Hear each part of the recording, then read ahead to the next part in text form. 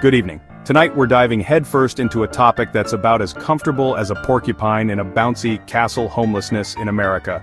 Specifically, we're looking at a trend that should frankly terrify everyone who thinks they're doing okay.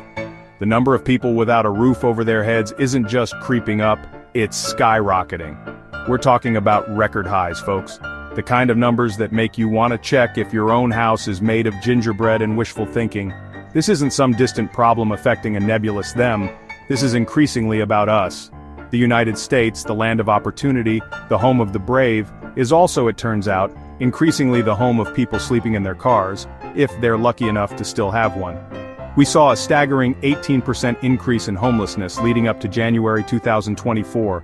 That's more than 771,000 people. Let that number sink in. 771,000 human beings. Let's talk about the American middle class. For generations, it was the bedrock of the nation's economic stability, the aspirational goal for many. You know the script: get a good education, land a decent job, buy a house, maybe a slightly too large SUV, and live comfortably ever after. But what happens when that script gets shredded? What happens when the rungs on that ladder of opportunity start snapping under the weight of economic reality? Well, you get what we're seeing now. A growing number of formerly middle-class citizens staring homelessness in the face. It's a terrifying prospect. These aren't people who chose this life, despite what some particularly heartless commentators might suggest. These are often individuals who had careers, savings accounts, and retirement plans. They were teachers, nurses, small business owners, skilled laborers. So, what's pushing these once secure individuals over the economic cliff? It's not one single villain, more like a gang of them, working in concert. First up, let's talk about job loss. In an economy that's constantly disrupting itself, which often just means finding new ways to pay people less or not at all, stable, long-term employment can feel like a mythical creature. Automation, outsourcing, and the rise of the gig economy, which often translates to precarious work with no benefits, mean that a pink slip can arrive with terrifying speed and devastating consequences, leaving people scrambling.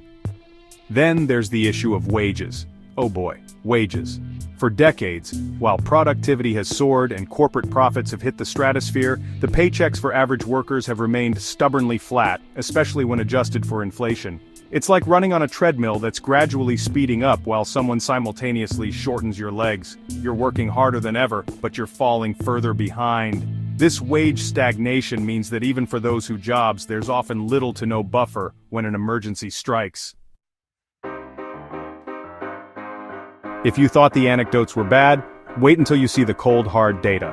As I mentioned, the U.S. Department of Housing and Urban Development, or HUD, an agency whose name increasingly sounds like a cruel joke, recorded over 771,000 people experiencing homelessness on a single night in January 2024. This isn't just a big number, it's the highest number recorded by HUD, ever, in the history of them counting. That's not a record you want to break. It's like winning a gold medal in societal failure. And who is bearing the brunt of this? Well, heartbreakingly, children are suffering immensely. Nearly 150,000 children were homeless in January 2024. That's a 33% increase from the previous year. A one-third jump in the number of kids without a stable home. Imagine trying to do your homework, make friends, or just feel safe when you don't know where you'll be sleeping. Section 5. Compounding calamities.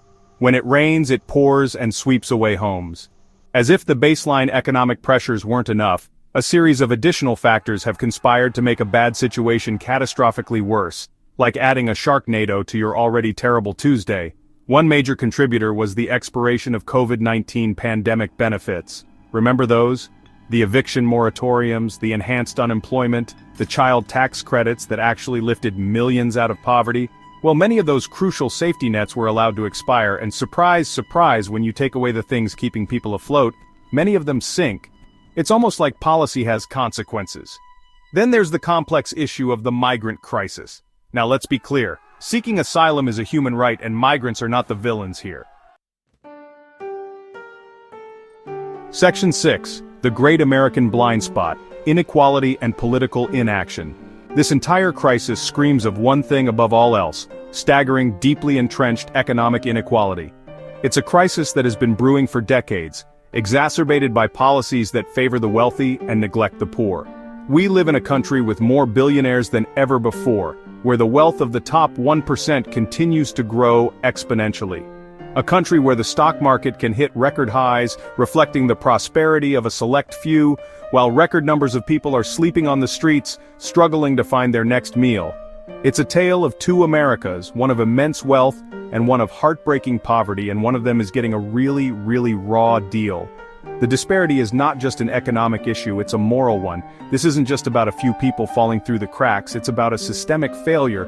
The cracks have become chasms, vast and unbridgeable, capable of swallowing entire segments of the population, leaving them with little hope of escape. The gap between the ultra-rich and everyone else is widening at an alarming rate, creating a society of haves and have-nots. And what's truly infuriating is the deafening silence, the lack of meaningful action, or worse, the outright misdirection from many of our political leaders. They offer platitudes but no real solutions. During election campaigns, they promise change, like the one we saw shaping up through 2024, filled with grandiose speeches and empty promises. You hear a lot of talk about the middle class as if they are the only ones who matter. Politicians love invoking the middle class. It's their favorite focus group, their go-to demographic for votes and support. But what about impoverished families? What about those who are struggling to survive? What about the people who have fallen out of the middle class and into dire straits? They become largely invisible, their plight ignored, or worse, actively stigmatized. It's time we address this growing divide with the urgency it demands. Section 7. Solutions that aren't the good, the bad, and the utterly useless. When faced with a crisis of this magnitude, you'd hope for thoughtful, effective responses. And to be fair, some cities and communities are genuinely trying. They're enhancing programs to move people into shelters, investing in transitional housing, and providing support services. These efforts, often spearheaded by dedicated nonprofits and local government agencies working with shoestring budgets, are commendable. They represent the best of our compassionate instincts. They are, however, often overwhelmed by the sheer scale of the problem, like trying to empty the ocean with a teaspoon. But then, there are the other solutions. Section 8. A blueprint for not sucking sensible policies we actually need. This is not just a wish list, it's a roadmap to a more equitable society. Alright, so we've established that the situation is dire and many current solutions are about as helpful as a screen door on a submarine. The housing crisis is a glaring example of systemic failure. But despair is a luxury we can't afford. We need to channel our frustration into actionable change. There are actual sensible policies that could make a real difference. Policies that have been researched, tested, and proven effective. Advocacy groups like the National Low-Income Housing Coalition aren't just screaming into the void, they're pointing out that increased homelessness is a direct consequence of underinvestment in proven solutions. They are advocating for policies that have the potential to transform lives. So, what does that investment look like? It means putting our money where our mouth is. Well, for starters, let's talk about money, specifically wages. Fair wages are the foundation of economic stability. How about we raise the federal minimum wage to something a human being can actually live on, a wage that reflects the true cost of living? The current federal minimum of $7.25 an hour is a cruel joke. It's a relic of a bygone era. It hasn't budged since 2009. Over a decade of stagnation while the cost of living has soared. Try paying rent, buying groceries, and, God forbid, saving a little on that. It's impossible. Families are being squeezed from all sides.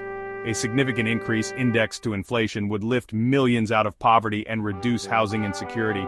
It's a step towards fairness. Alongside this, a federal jobs guarantee could provide stable employment and a pathway out of poverty for those struggling to find work in the private sector. It's about creating opportunities. These aren't radical ideas. They're economically sound and morally necessary. It's time to act on them. Section 9. Your turn, don't just sit there, do something, please. So there you have it. A snapshot of a crisis that is eroding the very fabric of American society. The rise of middle-class homelessness is a flashing red warning light on the dashboard of our nation, and hitting the snooze button is no longer an option.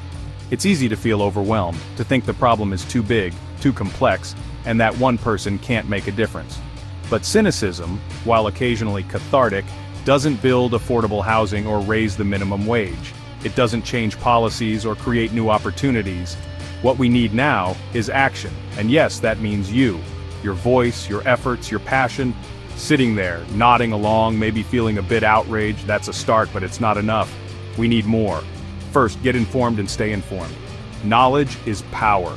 Understand the local dimensions of this crisis in your own community. Who is being affected? What are their stories? What are local organizations doing? How can you support them? What are your elected officials, at all levels, from city council to Congress, saying and more importantly doing about it? Hold them accountable. Ask tough questions. Demand actual plans, not just platitudes. Insist on real, actionable solutions. Remember, they work for you, even if they sometimes seem to forget that fundamental fact. Your voice matters.